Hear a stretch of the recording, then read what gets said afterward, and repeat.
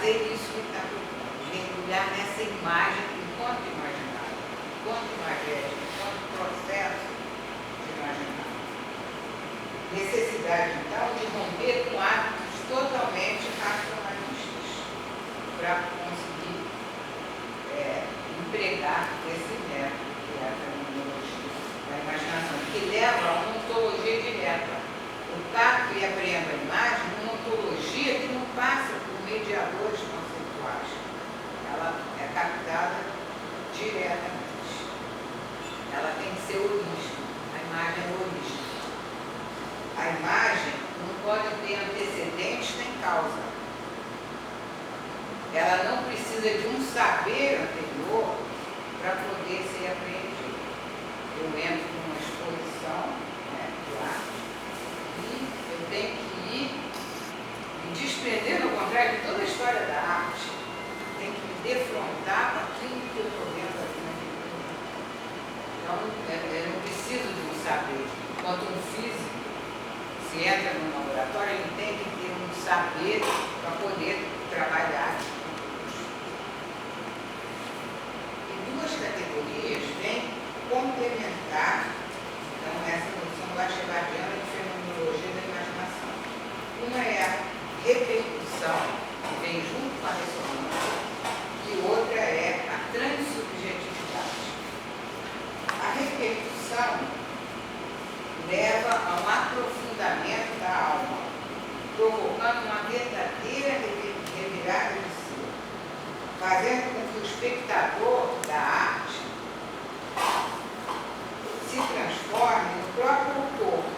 Há uma comunicação ali que aquela arte repercute em você como se você se sente o autor dela. A gente ouviu uma música, por exemplo, vou dar um exemplo, talvez nem todos concordem, mas cada um tem seu autor.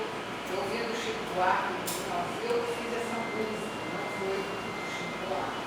Eu me sinto o autor daquela obra. Então, eu estou vivendo um fenômeno que é a fenomenologia da imaginação e é o fenômeno da repercussão. E a ressonância é me jogar até para lembranças do passado. Mas eu tenho que primeiro viver essa repercussão diante da obra de arte, diante do imaginário, para poder voltar a esse passado. A transsubjetividade é tudo interligado. A transsubjetividade é essa comunicação que eu tenho com o artista. Eu me comunico com o artista sem nem saber quem ele é, sem nem saber a história dele, né? E aí o Bachelard vai se bater contra a psicanálise, porque ele diz que não preciso conhecer a história do Trianon para poder apreciar o Trianon. Não me interessa a história dele, não me interessa a família dele, que ele viveu, se a mãe se suicidou, não me interessa a história desse artista para eu poder compreender e aprender e vivenciar juntamente com ele a arte que ele criou. Então, esse fenômeno chama-se transsubjetividade. Ou seja, você conseguir uma comunicação com um autor que você nem sabe quem é, que você nem conhece. Toda a crítica, que é também, isso aí é uma outra palestra, a psicanálise freudiana, vai ser em cima disso. Vai dizer que é como se Freud quisesse conhecer a flor pelo estrume, que aí o Bachelard, quando ele critica por Deus. Ele vai em cima e toda a construção do pensamento dele é sempre em cima de críticas que ele faz a alguns autores. O único autor que eu não vi Bachelard criticar no mundo é o Nietzsche.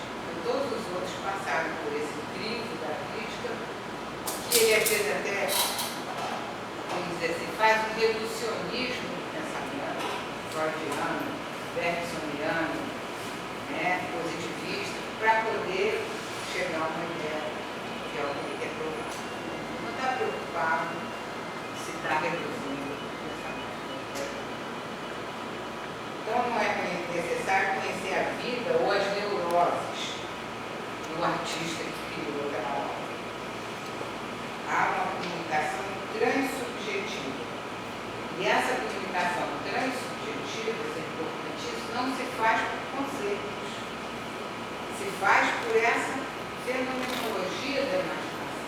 você não mergulhe naquela arte, você não tem que explicar.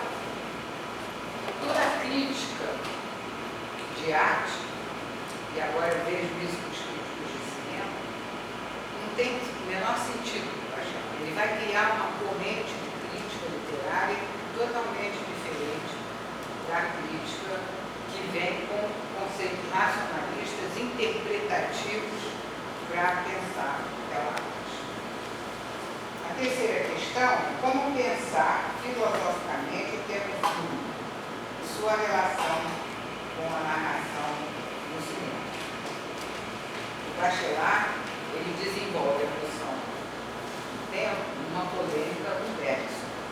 Para Bergson, o tempo é contínuo, o tempo é duração.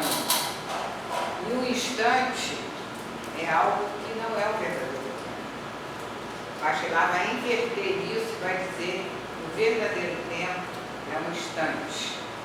O instante existe entre dois nadas. O instante é o presente. O tempo vivido é o tempo presente.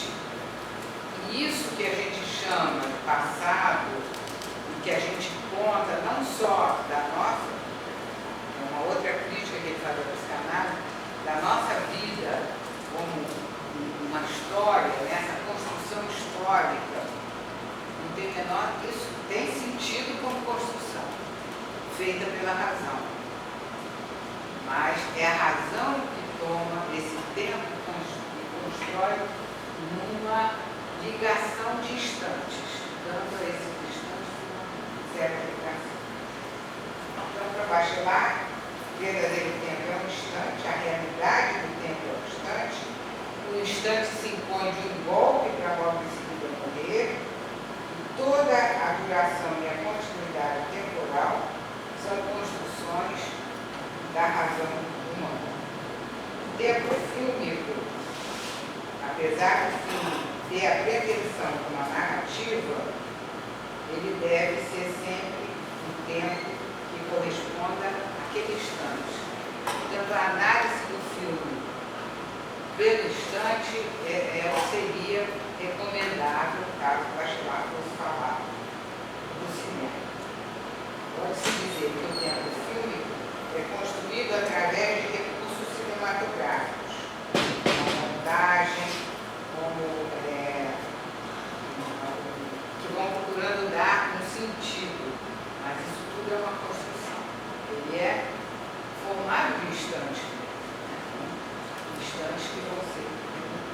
Então agora eu vou passar aqui o filme, para depois pegar essa função de transubjetividade, de fenomenologia da imaginação, e a gente pensar